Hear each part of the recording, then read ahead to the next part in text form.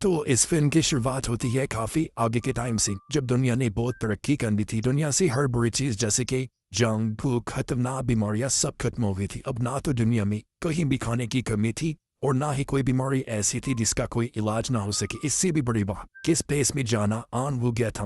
हर कोई अब आराम से आसमान की सैर को जा सकता था। इसी बीच हम एक स्पेसशिप में कहानी की मेन कैरेक्टर मैक्स को देखते हैं। मैक्स को भी घूमने का बहुत शौक था, इसलिए वो अपने खास स्पेसशिप से गैलेक्सी में घूमने निकला हुआ था। उसे हर प्लेनेट पर जाने, वहाँ के रहन सहन के बारे में जानने का बहुत शौक था। हालांकि उसकी फैमिली हमेशा उसे कहती थी कि बस वापस आ जाओ और अपनी पढ़ाई पर ध्यान दो, लेकिन क्योंकि उसे पढ़ाई का शौक तो था नहीं, इसलिए वो अपनी फैमिली की बातों पर ध्यान नहीं दिया करता था। इसी बीच अचानक एक चट्टान का टुकड़ा मैक्स की स्पेसशिप से आकर टकरा जाता है, जिससे वो कंट्रोल से बाहर हो गया। सिस्टम में खराबी होने लगी, लाइट्स खराब हुई, अलार्म बजने लगी। ये देखते हुए मैक्स ने जल्दी जल्दी स्पेसशिप को नीचे उतारना चाहा, लेकिन सिस्टम पूरी तरह खराब हो गया और स्पेसशिप गिरने लगा। देखते ही देखते शिप एक अनजान प्लेनेट के आइलैंड पर तबाह हो गया और फिर स्पेसशिप में धमाका होने से पहले ही मैक्स उसमें से उतर गया। पर वो इस अनजान आइलैंड पर फंस चुका था। यह दूर दूर तक कोई नजर नहीं आ रहा था जो उसकी मदद को आता। ये आइलैंड काफी अजीब था, रेगिस्तान जैसा। ज्यादा अंधेरा तो नहीं था, बस खामोशी थी जो डरा देने वाला माहौल बना रही। खैर अब मैक्स इस जगह पर घूमने लगता है। जंगल में आकर उसने कुछ बर्तन देखे। आग को कुछ देर पहले ही बुझाया गया था, जिसका मतलब साफ था कि कोई और भी यहाँ पर रह रहा है। पर तभी उसे एक क्रिएचर दिखाई थी जो छुप रही थी। मैक्स ने उससे बात करना चाहिए कोशिश की, लेकिन वो डर कर भाग गई। उसे समझ नहीं आ रही थी कि एक कौन सी दुनिया है। फिर अचानक एक जोरदार आवाज आती है, जिसके साथ ही एक सोल्जर उसके सामने आ गया। उसने फौरन मैक्स पर गन तान दी और न जाने किस जुबान ने उस पर चिल्लाने लगा। अब मैक्स परेशान हो गया, ना वो उसकी बात समझ पा रहा था और ना उसे कुछ समझा पा रहा था। तभी मैक्स ने अपनी बेल्ट पर लगी एक डिवाइस निकाली जो एक तरह का ट्रांसलेटर था, जो किसी भी जुबान को ट्रांसलेट कर सकता था। मैक्स उसे अपने कान में लगा लेता है। सोल्जर को लगा कि ये कोई हथियार है, इसलिए वो मैक्स की बेल्ट पर गोली चला देता है और अगली पल उसे गिरफ्तार करके अपने साथ ले जाता है। वो उसे एक अजीब से शहर में लेकर आया जो लग तो रहा था जमीन जैसा, मगर कुछ डरावना भी। यहाँ हर तरह काले गंदे कपड़े पहने सोल्जर फिर रही थी, जिनके हाथों में गन्स थी और सर पर हेलमेट पहना हुआ था। हर तरफ अजीबोगरीब ड्रोन उड़ रहे। जल्दी मैक्स को एक लैब में लाया गया जहाँ कुछ साइंटिस्ट थी। वो लोग दरअसल मैक्स को कोई एलियन समझ रही थी, इसलिए उसके सर पर डिवाइस वाला एक हेलमेट लगा दी थी, क्योंकि वो इस डिवाइस के जरिए मैक्स के ख्यालों को पढ़ के उसका हर एक राज जानना चाहती थी। लेकिन जल्द ही उन लोगों को लगने लगा कि ये कोई एलियन नहीं है, बल्कि एक पागल इंसान है। इसलिए उसे पागल खाने भेजने का फैसला किया जाता है। ये काम एक सीनियर सोल्जर के जिम्मे लगाया गया जिसका नाम गाय था। अचानक सभी लोग जोर जोर से गीत गाने लगे जो उनके मुल्क और गवर्नमेंट के उनके दिल में प्यार का गीत था। उन्हें देखने से ऐसा लग रहा था वो जैसे किसी के कंट्रोल में हो और इस गीत के अलावा इनके दिमाग में और कुछ ना हो। ये सब चीजें मैक्स तो काफी अजीब और फनी में लग रही थी। साथ ही उसे शक भी हो रहा था। पर अचानक एक सोल्जर जमीन पर गिर पड़ा हुई तरह उसे दौरे पड़ने लगी, इसलिए अथॉरिटी वाले उसे उठाकर ले जाते हैं, जो देखकर मैक्स का शक और बढ़ जाता है। अब मैक्स को जब पागल खाने ले जाया जा रहा था तो वो वहाँ की बुरे हालात देख रहा था कि सब कितना खराब है। सड़कें, बिल्डिंग्स टूटी हुई हैं और हर 2-3 किलोमीटर के फासले पर अजीब तरह के टावर्स हैं। इस बारे में वो गाय से पूछता है कि टावर किस लिए हैं। तब गाय कहता है कि वो क्या है ना, आजकल बावियों की तादाद काफी बढ़ गई है, वो यहाँ आते रहती हैं, तो दुश्मनों से हिफाजत के लिए इन टावर्स को लगाया गया। उनकी बात चल ही रही थी कि अचानक एक टावर में जोरदार धमाका हुआ, जिससे टावर का जला हुआ मलबा उन लोगों के ऊपर गिरने लगा। हर तरफ अफरा तफरी फैल गई। कुछ लोग तो भाग गए जबकि कुछ मलबे के नीचे ही दब के मारे जाते हैं। एक बड़ा सा रॉड मैक्स के ट्रक में घुस गया, जिससे गाय उसके नीचे दब जाता है। अब मैक्स बगैर टाइम गवाए जल्दी से पूरी ताकत लगाकर गाय को बाहर निकाल लेता है और इस तरह बाल बाल उसकी जान बच पाती है। देखकर गाय को इतना तो समझ आ गया कि ये कोई आम लड़का तो नहीं हो सकता। खैर अब जाकर मैक्स को पता चलता है कि यहाँ तो बगावत चल रही है, यानी जिनको बागी कहा गया है वो गवर्नमेंट के खिलाफ खड़े हैं, क्योंकि वो गवर्नमेंट के तरीकों को नापसंद करती है। इसलिए गवर्नमेंट ये टावर लगाकर अपनी ताकत बनाकर रखना चाहती है। ये लोग पैदल ही आगे बढ़ जाते हैं। मेन शहर में आने के बाद एक ताकतवर आदमी दिखाया जाता है जो रिसर्च डिपार्टमेंट का हेड होता है। वो अपने एजेंट को हुक्म देता है कि वो मैक्स को मेरे पास लेकर आए, जबकि उससे पहले मैक्स को इस बार एक बड़े से टैंक में बंद करके रखा जाता है, क्योंकि साइंटिस्ट उसके दिमाग को और अंदाजे पर रखना चाहते थे। लेकिन तभी हर डिपार्टमेंट हेड का एजेंट आकर बगैर किसी की इजाजत के मैक्स को वहां से ले जाता है। इसी बीच हम एक वकील को देखते हैं जिसने भी काफी देर से मैक्स पर नजर रखी हुई थी, लेकिन जब उसने टाइम देखा वो काफी घबरा गया। जल्दी से बाथरूम में जाकर वो लॉक हो जाता है पर अचानक उसे भी वही दौरा पड़ने लगता है और एजेंट जो मैक्स को ले जा रहा था तो बार बार घड़ी को देखकर उसकी भी पसीने छूट रही थी। अचानक उसे भी दौरा पड़ गया और ये देखकर कुछ लोग एजेंट को बंदी बनाकर अपने साथ ले जाते हैं और आसपास के लोग एक बार फिर गीत गाने लगते हैं। अब लोग मैक्स को देखकर उनसे बाले कहने लगे क्योंकि वो उनकी तरह गीत नहीं गा रहा था। वो उस पर चिल्लाने लगी। तब इस भगदड़ का फायदा उठाकर मैक्स वहां से भाग जाता है। अब पता चलता है कि फादर्स नामी एक ग्रुप है जिसमें वो सारे फादर्स यहाँ पर राज करते हैं, जिनमें रिसर्च डिपार्टमेंट का हेड और उसका एजेंट भी शामिल थे। अब इनके कुछ रूल्स थे,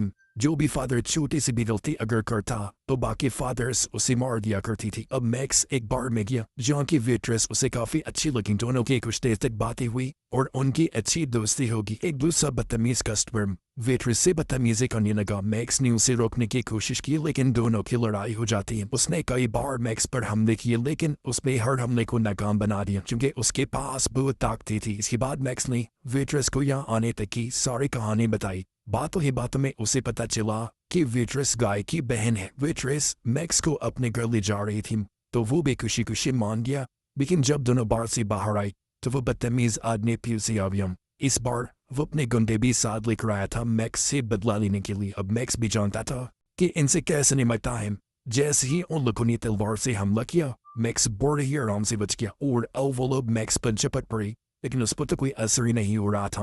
वो सबको मारकर गिरा देता है। इसी के साथ गैंग की बाकी लोग भी आ गए जिनके पास बड़े बड़े हथियार थे। एक ने मैक्स की टांग में रस्सी डाली जबकि दूसरे ने हथियार से हमला कर दिया, मगर उसने उनके ही हथियारों को उनके खिलाफ इस्तेमाल करके सबको रियर कर दिया। अब सिर्फ वो बदतमीज आदमी बचा था।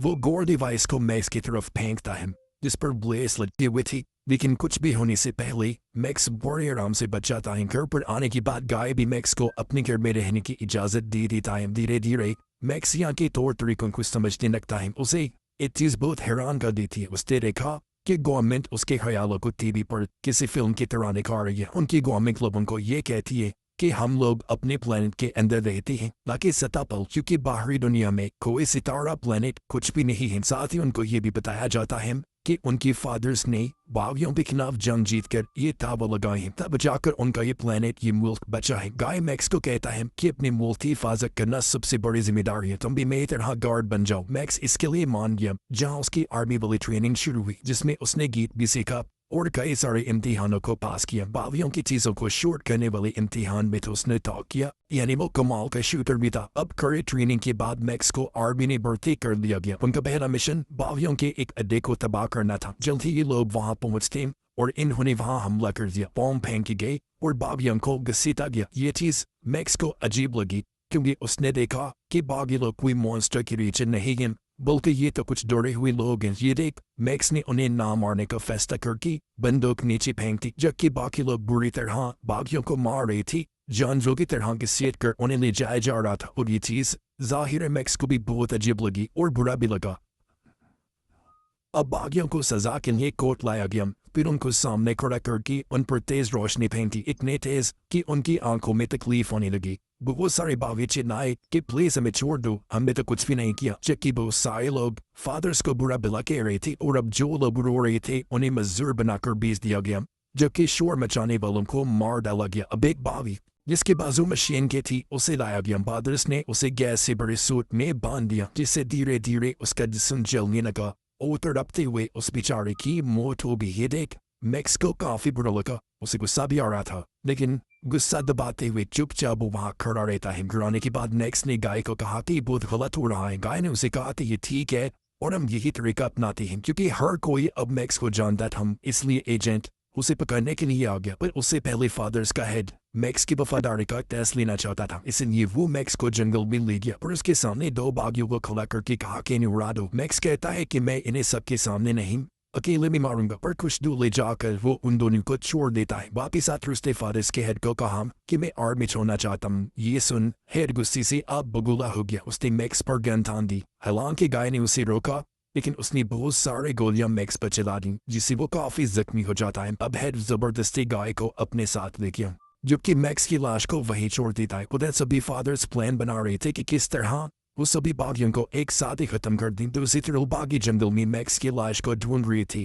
लाश उनको मिलते हुए लेकिन जब उसे हिलता हुआ देखा तो सभी काफी चौंक जाते हैं, क्योंकि जी हाँ मैक्स अभी भी जिंदा था और उसके सारे जख्म बहुत जल्दी बढ़ गई थी। अब सारे भागी मैक्स को सच्चाई बताने लगी। कहते हैं कि ये टावर प्लेनेट की हिफाजत के लिए नहीं लगाए गए हैं, बल्कि इन टावर्स में से ऐसी सिग्नल्स निकलती हैं जो इंसानों के दिमाग के साथ छेड़छाड़ करती हैं। इसीलिए तो अचानक दिन में 2 बार लोगों को कुछ होने लगता है और वो अपने प्लेनेट के मूल के प्यार में गीत गाने लगते हैं। मगर कुछ लोग ऐसे भी हैं जिन पर इन सिग्नल्स का असर नहीं होता, बल्कि उनको तो दौरे पड़ने लगती हैं। जैसा कि हम पहले भी देख चुके हैं, ऐसे लोगों को गवर्नमेंट बागी का नाम दे देती है ताकि उन्हें मार दिया जाए। ये सुनकर मैक्स समझ गया कि ये सिस्टम तो बहुत बुरा है। तभी एक बार फिर टावर में से सिग्नल आने लगी। बाकी लोग मुंह में लकड़ी रख के बैठ गए ताकि दौरे के दौरान उनकी जुबान दांतों में न आ जाए। और वकील भी यही कर रहा था, और क्योंकि सिग्नल्स का असर मैक्स पर तो होता नहीं, इसलिए वो बाकियों की मदद करने लगा। जल्दी वो बाकियों के साथ मिल गया और उन्होंने फैसला किया कि वो टावर को उड़ा देंगे। इसलिए वो चुपके से टावर की एक एरिया में घुस गए। बाकियों ने जैसे गोलीबारी की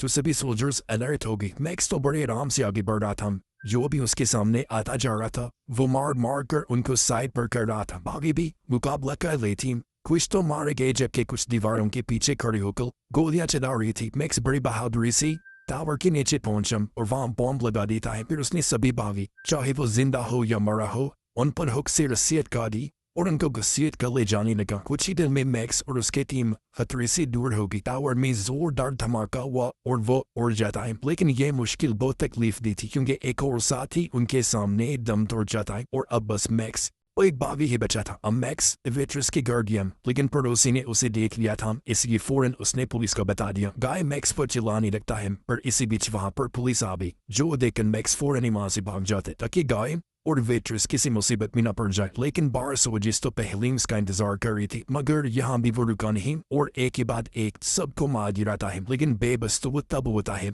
जो फादर्स का हेड गाय की बहन को बंदी बना लेता है। ये देखकर मैक्स को हार माननी पड़ी। वो खुद को उनके हवाले कर देता है। मैक्स को जेल में डाल दिया गया, जहाँ पहले काफी सारे कैदी मौजूद थे। उधर वकील मैक्स के बारे में जानकारी इकट्ठा कर रहा था। उसे पता चला कि मैक्स पर टावर में से आने वाले सिग्नल्स का कोई असर नहीं होता। ये जानकर उसे बहुत हैरानी हुई और वो मैक्स को अगवा करने का प्लान बनाता है। उधर मैक्स और बाकी कैदियों को जंगल में भेजा गया ताकि वो बची हुए हथियारों को इकट्ठा कर सकें। जब वो ये कर रही थी तो अचानक कुछ रोबोट्स अपने आप ही एक्टिवेट होकर गोलियां चलाने लगी। सब लोग चुपचाप नीचे लेट के उन्होंने भी जवाबी वार किया और सभी रोबोट्स को उड़ा दिया। मैक्स एक सोल्जर को बताता है कि जब मैं यहाँ आया था तो मैंने एक क्रिएचर को देखा। तब सोल्जर उसे बताता है कि वो कोई क्रिएचर नहीं बल्कि बदले हुए इंसान है जो बहुत ही खतरनाक होते हैं। उनको देखते ही फौरन मार देना चाहिए। अब अचानक वो सोल्जर गड्ढे में गिर गया। तब उसे बचाने के लिए मैक्स भी कूद पड़ता है। ये एक सुरंग थी, इसलिए दोनों छानबीन करने आगे बढ़ने लगी। इन्हें एक काफी पुरानी लैब नजर आती है, लेकिन इसी बीच एक क्रिएचर भी वहां आ गया। वो लोग जब छानबीन कर रही थी तो क्रिएचर सोल्जर पर हमला करके उसे पकड़ लेता है। इसे पहले वो उसे मारता मैक्स सोल्जर को बचा लेता है। फिर वो खुद क्रिएचर से लड़ने लगा और आखिर उसे गिराकर कैद कर लेता है। लेकिन मैक्स को एहसास हुआ कि अगर सोल्जर को मौका मिला तो वो इस क्रिएचर को मार देगा, इसलिए मैक्स क्रिएचर को आजाद कर देता है। अगले दिन मैक्स और 2 साथी जंगल में घूम रहे थे, तभी उनकी नजर लार टैंक पर गई जो झाड़ियों में फंसा हुआ था। इससे पहले ये लोग लार टैंक के पास जाते काली टैंक्स उन पर हमला करने लगी। हालांकि वो भी जवाबी वार कर रही थी, लेकिन उनके किसी भी हमले का टैंक्स पर कोई असर नहीं हो रहा था। ये देख मैक्स को एक आइडिया आया और उसने लार टैंक पर हमला कर दिया, जिससे अब लार टैंक ब्लैक टैंक्स पर ही हमला कर देता है। एक एक करके उसने सारे ब्लैक टैंक्स उड़ा दी। अब मैक्स जल्दी से लार टैंक के अंदर घुस गया। फिर उसने सारे तारों को काट कर टैंक को डीएक्टिवेट कर दिया। अब मैक्स वहां से भागने का प्लान बना चुका था, लेकिन कोई और उसके साथ जाना नहीं चाहता था क्योंकि उन्हें लग रहा था कि इतना आसान नहीं होगा, ये किसी खतरे से खाली नहीं है। इसलिए मैक्स अकेला ही टैंक लेकर चल पड़ा। हालांकि रास्ते में बिछाए गए बहुत सारे बॉम्ब्स ने टैंक पर हमला किया, लेकिन उसे कुछ भी नहीं हुआ। उधर वकील को जब पता चला कि मैक्स जेल से भाग गया है तो गुस्से में आकर उसने अपने ऑफिस की सारी चीजों को तोड़-फोड़ कर दिया। थोड़ा दूर आने पर मैक्स को कुछ फौजी मिले जो सभी गाड़ियों को चेक कर रही थी। जैसे ही एक फौजी ऊपर आया, मैक्स खुश हो गया कि वो और कोई नहीं बल्कि गाय था। उसे देखते ही मैक्स अंदर खींच लेता है और बस फिर क्या था, वो बिना रुके गेट तोड़ कर वहां से भाग जाता है। हालांकि फौजियों ने बहुत गोलियां चलाई, लेकिन कोई असर नहीं हुआ। अब गाय काफी चौंक गया। वो हैरान होते हुए मैक्स से पूछता है कि भाई मुझे क्यों अंदर खींचा और कहाँ लेकर जा रही हो। इसमें मैक्स कहता है रिलैक्स हो जाओ मेरे दोस्त, मैं तुम्हें एक नई जिंदगी दिखाने ले जा रहा हूँ जो यहाँ से बहुत बेहतर होगी। ये बात सुनकर दोनों काफी खुशी से आगे बढ़े और इसी के साथ इस फिल्म की कहानी यहीं पर खत्म हो जाती है।